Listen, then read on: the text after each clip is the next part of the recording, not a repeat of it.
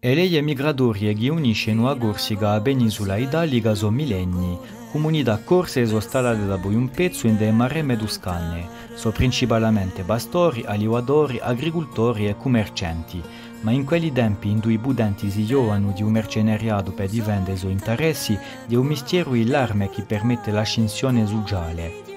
Benché usò adopro al servizio di un papato fosse anteriore, non è che nel 1603 che la Guardia Corsa papale si era formalmente creata, sotto il Papa Clemente VIII. La milizia è prima incaricata della protezione di un Papa, ma di no, della sorveglianza urbana, di aduana e della protezione dei muri di Roma, iscrivendosi pienamente in una tradizione di compagnie di Ventura. È così che San Piero Corso si era formato dall'età di 10 anni in una guarnigione di Giovanni di Medici, detto delle Bande Nere, fudente condottiero al servizio di un Papa.